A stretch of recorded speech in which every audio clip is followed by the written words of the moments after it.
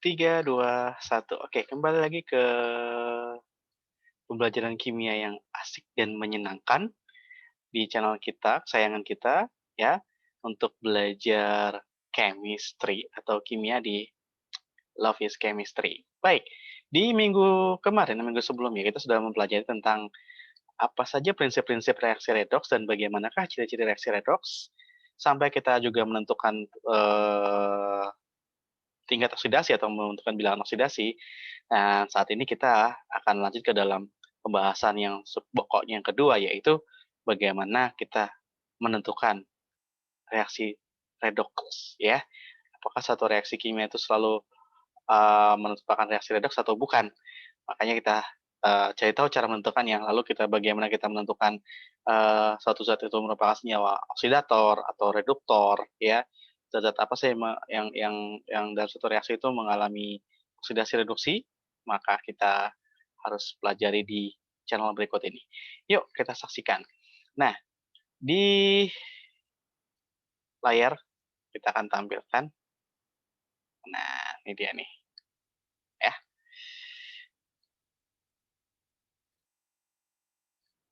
Kita akan bahas. Nah, kemarin di pertemuan terakhir ada tugas, exercise, ya kan, menentukan bilangan oksidasi Cl dalam ClO4- atau kalium perklorat, kemudian krom dalam dikromat, dan fosfor dalam fosfat. Nah, bagaimana cara menentukannya? Yuk kita lihat. Ini dia. Yang pertama, ya, menentukan bilangan bilangan biloks Cl dalam KClO4, ya, kemarin sudah saya sampaikan, ya, kalau senyawa tersebut tidak ada muatannya, di sini tidak ada muatannya, maka kita anggap muatan totalnya adalah 0. Nah, kita juga misalkan bilangan Cl-nya yang kita cari adalah A, ya. Cl ini berapa nih? Belum tentu dia -1, ya. Karena dia termasuk golongan 7A, harusnya -1, belum tentu. Kita akan mencari dia A-nya berapa ini. Nah, caranya bagaimana? Ini dia, kalau cara umumnya begini nih, biloks K dikali jumlah atom K, ya kan? Ini biloksnya K, dikali jumlah atom K-nya ada 1, ya, ditambah dengan biloks Cl, dikali jumlah atom Cl, ditambah biloks O, dikali jumlah atom O, sama dengan 0.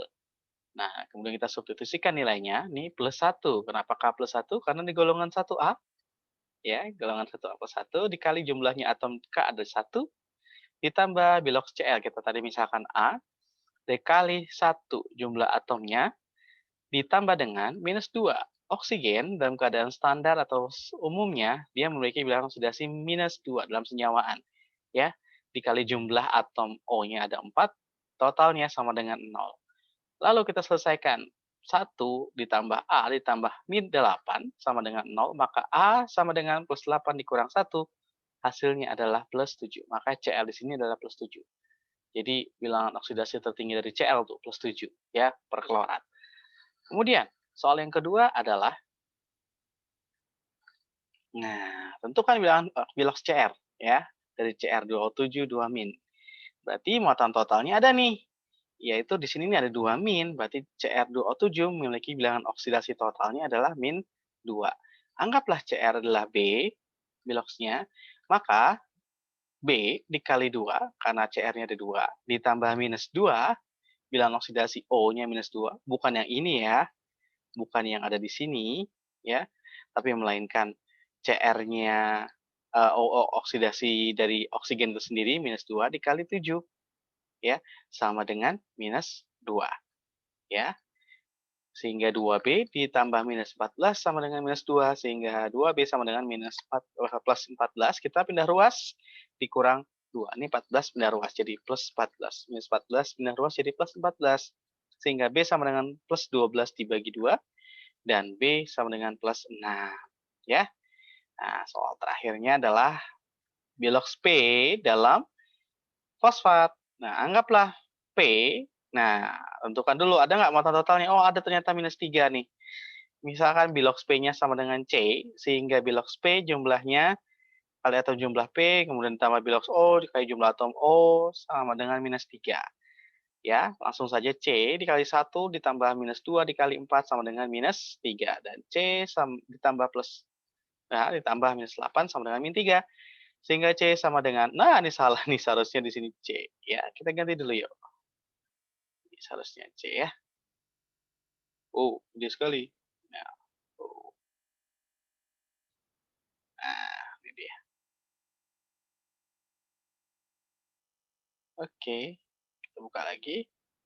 Sehingga C tadi berapa? Sama dengan plus 5 ya. Oke. Nah, kalau kalian bisa memahami cara singkatnya, ya, cara ini tidak akan kalian gunakan kecuali kalau kalian memang butuh waktu yang banyak. Saya punya sedikit trik. Saya coba bantu. Nah, misalkan saya pakai ballpoint, kita kasih warnanya tek, tek.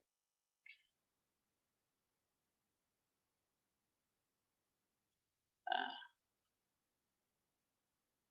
kita kasih warnanya apa ya? Merah aja deh biar gampang. Nah, di dalam senyawa ini kalian sudah tahu, gitu kan?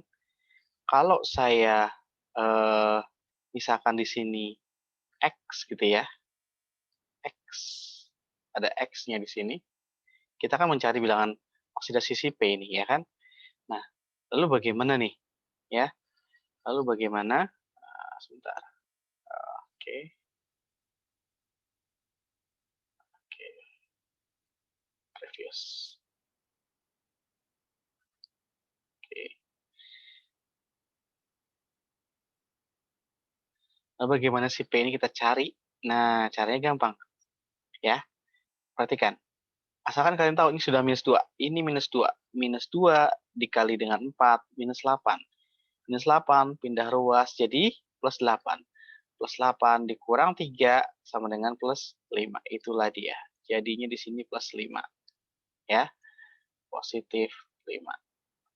Nah, jelek banget tulisannya ya. Nah, atau misalkan yang sebelumnya. Nah, ini dia nih. Ya, KCl4 misalkan. K plus 1. Ya, K plus 1. Nah, udah tahu plus 1. Ini misalkan X. Oke. Di sini minus 2. Nah, sama dengan 0 ya. Berarti minus 2 dikali 4. Oke. Ditambah 1. Ya. Pindah ruas. Ya. Itulah dia hasilnya. Plus 7. Gampang ya? Oke, gampang banget, Pak. Ya, kalau udah tahu, ya kan? Nah, kita berikutnya saja. Cara-cara yang kayak gitu tuh gampang banget. Jangan terlalu dipikirin. Ya, kalau yang nggak bisa ya begini aja, ke cara yang lama. Oke, kita lanjutkan saja. Baik, kita mulai lagi ke pembahasan berikutnya adalah tentu tadi kita di awal sudah tahu, sudah saya kasih kisi-kisi. Nah, bagaimana cara membedakan reaksi redoks dan bukan redoks? Nah, di sini nih, ya, bagaimana cara ngebedainnya. Suatu reaksi disebut redoks jika reaksi itu terdapat zat yang mengalami reaksi reduksi dan mengalami oksidasi sekaligus. Jadi artinya, ya, mengalami reaksi reduksi dan mengalami oksidasi sekaligus. Ada oksidator, ada reduktor. Jangan terbalik, ya. Mentang-mentang mengalami reduksi dia reduktor, bukan, ya. Mentang-mentang mengalami oksidasi dia oksidator, bukan. Nggak gitu caranya, ya. Bagaimana cara menentukannya? Kita lihat di contohnya, ya. Manakah yang bukan reaksi redoks pada reaksi berikut ini? Tuh ada soalnya banyak. Apakah reaksi yang pertama adalah reaksi redoks? Ya. Apakah yang kedua reaksi redoks? Yang ketiga reaksi redoks? Dan yang keempat reaksi redoks? Bagaimana cara menentukannya? Nah, yuk kita lihat. Wah, udah ada nih jawabannya. Itu dia. Ternyata dari reaksi pertama, ya 2Ag ditambah Cl2 jadi 2AgCl ini adalah reaksi redoks. Bagaimana bisa? Saya coba kasih stream point, ya. Kamu cari dulu nih biloxnya si Ag. Sudah tahu kemarin caranya dan bagaimana cara menentukan si Ag ini, ya. ada syarat-syarat yang harus kalian tentukan. Dan secara efektif, persamaan reaksi ini sangat mungkin ditentukan melalui ya, melalui apa? Melalui bilangan oksidasi, perubahan bilangan oksidasi. Ada nggak oksigen di sini? Nggak ada, kamu nggak bisa tahu reaksi tersebut redoks atau bukan. Ada nggak ciri yang lain apa? Misalkan elektron di sini kelihatan nggak? Enggak. Ternyata yang paling gampang adalah kelihatannya adalah bilangan oksidasi. Nah, Ag di sini bilangan oksidasinya 0, ya kan? Karena dia atom bebas. Cl2 juga oksidasinya 0. Kenapa? Karena dia diatomik. Lalu di seberangnya, di sebelah kanannya hasil reaksinya, Ag ternyata dia plus 1. Sehingga perubahan biloks Ag dari 0, ya, ini 0 menjadi plus 1, ya, jadi plus 1, itu mengalami oksidasi. Kenapa? Karena dia naik, ya. Ingat, kenaikan bilangan oksidasi, kenaikan biloks ya, maaf ya, itu berarti dia suatu unsur tersebut mengalami reaksi oksidasi. Ingat, biloks naik, ya, akan mengalami reaksi oksidasi. Sedangkan si Cl dari 0 ini, ya, 0 menjadi minus 1. Di sebelah kanannya Cl secara umum adalah biloksnya adalah min 1. Maka dari 0 ke min 1, dia mengalami penurunan biloks. Ingat, kemarin cirinya kalau reduksi, dia turun biloksnya. Dari 0 ke min 1 itu turun. Oksidasi, dia dari bilangan oksidasinya naik cirinya dari 0 menjadi plus 1 dalam hal ini. Itu ya. Oke, kita lihat reaksi yang berikutnya. SnCl2, wah banyak banget Pak. Iya, tapi dalam hal ini kamu harus mencari yang bukti atom yang sejenis aja, sebelah kiri dan sebelah kanan.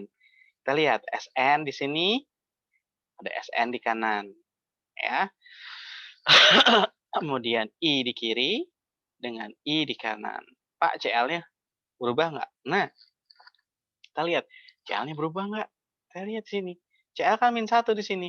2 kali min 1, min 2. Berarti Cl, Sn-nya di sini plus 2. Ya, Sn-nya plus 2. Dan Cl-nya min 1.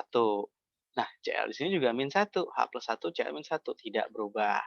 Ya, karena satu ruas pun juga nggak akan pengaruh. Kemudian Cl di sini juga min 1 tuh. Ya. Nah, Sn-nya berubah. Di sini Sn-nya plus 2. Di sini Sn-nya ya, jadinya plus 4. Nah, oke. Dari plus 2 ke plus 4. Bilangan oksidasinya naik, makanya reaksinya adalah oksidasi. Sedangkan yang di sebelah sini, O dari I2 biloksnya 0, ya, berubah menjadi 2HI. I di sini biloksnya min 1. Nah, aduh.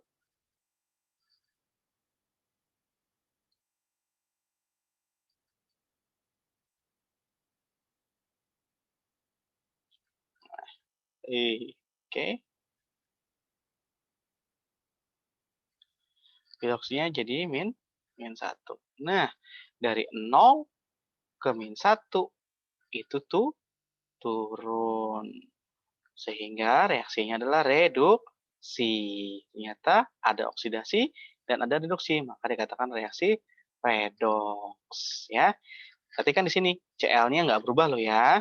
Jadi kamu nggak boleh bermain-main dengan Cl, tetap min 1. Yang berubah adalah Sn dengan Sn, kemudian I dengan I. Ya. Kemudian yang reaksi nomor 3, kita cek bareng-bareng. Wah, di sini Cu, ya kan? Di sini Cu. Wah, sama-sama plus 2. Di sini juga plus 2. Ah, nggak berubah tuh. Kemudian O-nya min 2. Juga di sini O-nya min 2. Nggak berubah. Ya, sama-sama min 2. Sedangkan di sini H plus 1.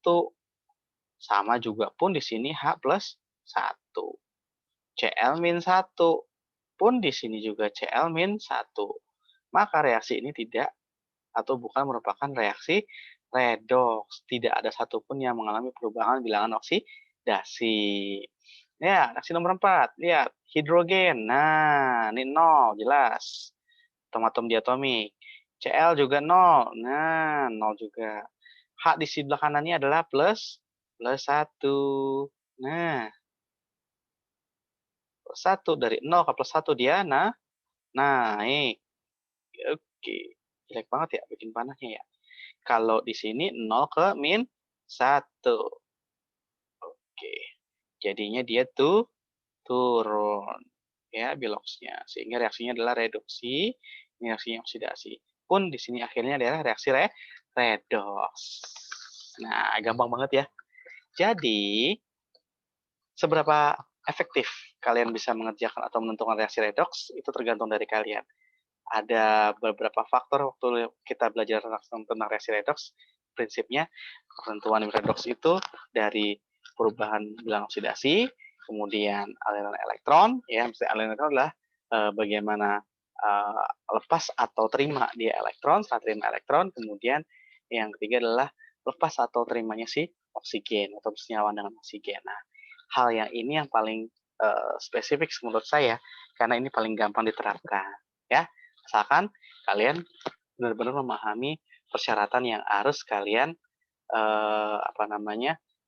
kalian harus hafalkan ya. Jangan lupa tuh. Oke. Nah, kemudian yuk kita lanjut ke berikutnya. Nah, ini ada lagi nih. Sebelum terakhir. Tentukan zat reduktor. Nah, tadi janji saya selain kalian menentukan reaksi redoks, kalian juga harus tahu bagaimana menentukan zat reduktor dan zat oksidator dari hasil reaksi reduksi dan oksidasi. Coba contohnya seperti ini. Yang tadi ya, SnCl2 ya, timah 2 klorida dan menjadi timah 4 klorida dihasilkan dengan iodin ya, dihasil dengan dan suasana asam hidrochloride jadinya adalah menjadi 2Hi di sini. Nah, seperti kita tahu tadi Sn-nya berubah ya dari plus 2 ke plus 4 naik tuh, maka reaksinya adalah oksidasi, sedangkan I-nya dari 0 ke min 1 jadinya reduksi, naik dan turun ya. Ingat ya. Nah, di sini dalam hal ini ya, yang jadi catatan, jika kalian menentukan suatu zat yang kalian tentukan adalah suatu zat yang bersifat reduktor, maka kamu harus mencari di mana zat tersebut yang mengalami oksidasi. Yang dicari adalah reaktan, bukan produk, reaksi awalnya. Sehingga dalam hal ini, zat yang mengalami oksidasi adalah si SnCl2. Kenapa? Si SnCl2 dari plus 2 menjadi plus 4, berubah jadi SnCl4. Makanya si SnCl2 ini adalah sebagai reduktor, karena dia mengalami oksidasi. Ya. Sedangkan kalau kalian ingin mencari zat oksidator, di sini yang kalian harus cari adalah yang mengalami reduksi atau pengoksidasi, carilah yang mengalami reduksi. Di sini kita lihat zat awal yang mengalami reduksi atau yang mengalami penurunan bilox adalah si I2 ya. Karena I2 ini dia mengalami penurunan bilangan oksidasi ya. Dia adalah oksidator. Ingat, reduktor bukan berarti dia reduksi, tapi reduktor adalah oksidasi ya, yang mengalami oksidasi, sedangkan oksidator adalah yang mengalami reduksi. Sedangkan produknya, kontrareaktannya atau hasil produknya ya dikatakan sebagai hasil reduksi, yaitu si HI, jangan terbalik ya. Sedangkan hasil oksidasinya adalah si SnCl4, masih berhubungan ya, masih berhubungan, ada koneksi. Oke, itu ya. Keren ya. Nah, ini dia. Ada juga reaksi autoredox, disproporsionasi.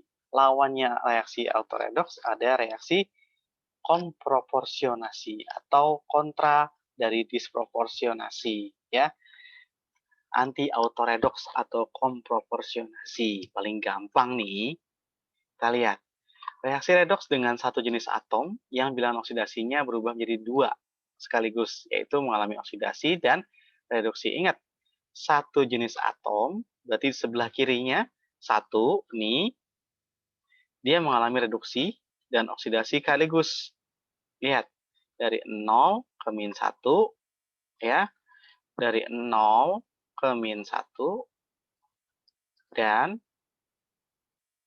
dari 0 ke berapa nih Cl-nya? Plus 1 nih, plus 1. Nah, jadi ada 2. 1 menjadi 2. Ingat, kalau disproporsionasi, itu reaksi autoredoks. 1 menjadi 2. Kirinya 1, kanannya 2. Tapi kalau reaksi komproporsionasi atau anti autoredoks, sebelah kirinya 2 menjadi 1. Atau reaksi ini tinggal dibalik aja gitu ya. Komproporsionasi reaksi baliknya. Jadi 2 menjadi 1. Saya ulangi, reaksi autoredoks atau disproporsionasi, 1 atom di sebelah kiri itu mengalami reduksi dan oksidasi sekaligus atau 1 menjadi 2 sebelah kanan. Ya, kalau komproporsionasi 2 menjadi 1. Terlalu mudah buat kita ya untuk memahami kimia yang dengan cara-cara yang simpel. Oke, baik. Ini sudah sebetulnya kita menentukan bilangan oksidasi untuk menentukan nama senyawa kita sudah pelajari sebelumnya ya. Makanya kita lebih paham sekarang. Ini ada yang Fe2, Fe3, dari mana? Ya, dari itu caranya. Sekarang sudah kalian tahu, paham sekaliannya. Nah, ini reaksi pengionan ya. Oke. Mungkin ini yang bisa saya sampaikan. Nah, ini dia nih. Kita masuk ke zona apa namanya? Penerapan kita. Reaksi redoks di sekitar kita ada apa saja ya yang bisa kita amati, yaitu oke. Mana nih? Mohon ditunggu.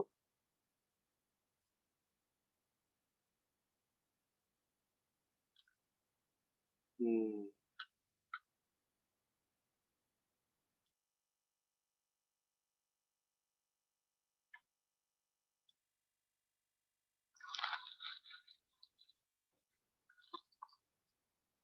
Masih loading dia. Tugas-tugas kelompok. Jadi ya berkelompok, namanya juga tugas kelompok. Ya, kita lihat. Nah, lama sekali nih. Ada apa ini? Tumben ya.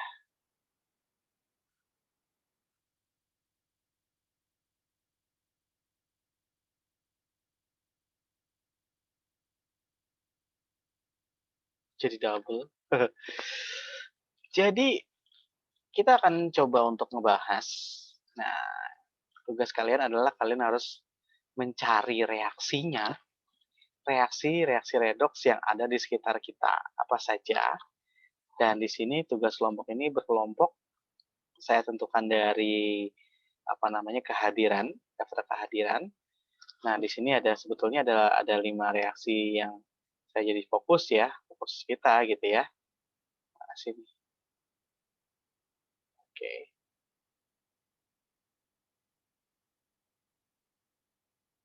Coba kita stop sharing dulu. Nah, oke. Kita share. Share.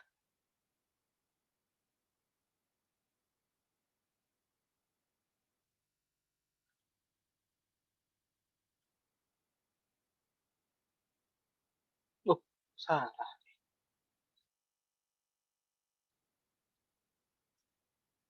Coba, coba, coba. Mohon maaf ya, ada gangguan sedikit.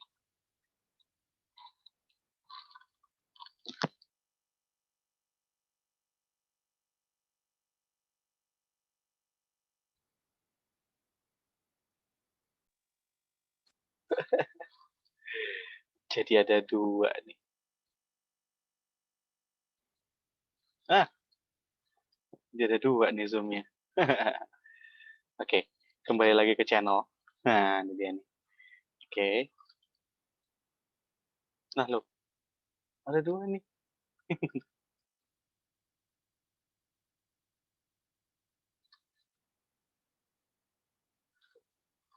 lama banget nih ya. Saya ada 2 tuh. Wih.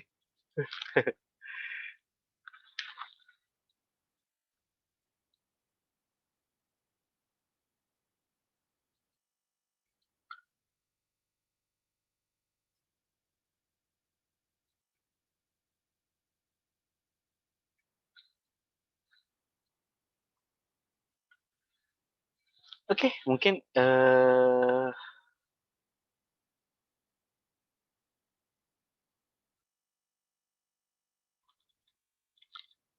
ada respon.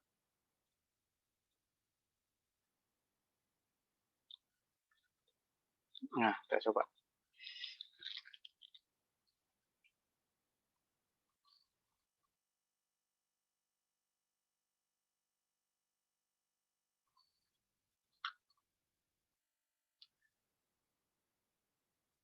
Bentar ya.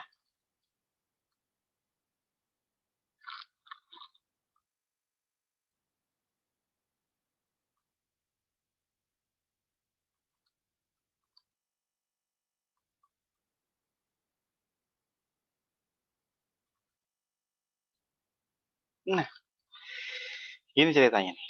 Jadi, saya share ulang ya.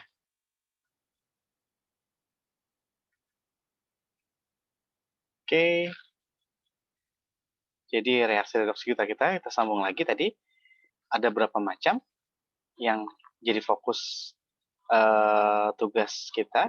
Ada 1, 2, 3, 4, 5. Ada 5 reaksi.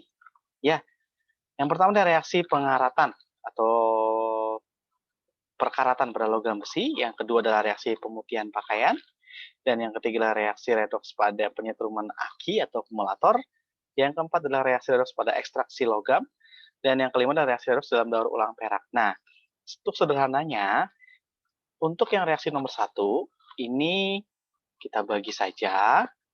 Bagaimana cara ngebaginya? Ngebaginya, ini dia. Kalian buat bahan presentasi dan video. Nah, untuk nomor 1, presentasi yang pertama itu daftar hadir 1-8. Presentasi yang kedua adalah daftar hadir 8-16. Daftar hadir ketiga, daftar hadir 17-24 itu untuk presentasi yang ketiga. Ya, untuk materi yang ketiga, reaksi yang ketiga, apa tuh yang ketiga tadi? Oke, ini dia penyetruman aki. Yang keempat adalah ekstraksi logam. Ya, daftar hadir 25-32 dan yang terakhir adalah reaksi apa? Apa tadi? Ya, daur ulang perak. Ini kalau bicara hal-hal ini kayaknya Pak, ini reaksinya nggak ada yang sederhana ya? Iya, karena ini mahal sekali bahannya ya. Kalau kalian bisa menguasai ilmu ini, kalian bisa jadi pengusaha yang mantap sekali di bidang apa namanya bisa otomotif, ya kan, kemudian ekstraksi logam, kemudian apa namanya pencegahan perkaratan dan lain-lain itu banyak sekali yang bisa kalian terapkan. Oke, mungkin uh, sampai di sini dulu ya di pertemuan kita yang terakhir. Kita akan bertemu lagi di materi berikutnya, yaitu materi yang lebih mendalam lagi tentang uh, perhitungan kimia. Ya, dasar-dasar atau asas-asas perhitungan kimia, stoikiometri, hukum-hukum dasar kimia yang bisa kalian terapkan nantinya di kehidupan sehari-hari. Oke, sampai ketemu lagi. Itu saja dari saya. Thanks for watching. See you. Love is chemistry. Bye. Dadah.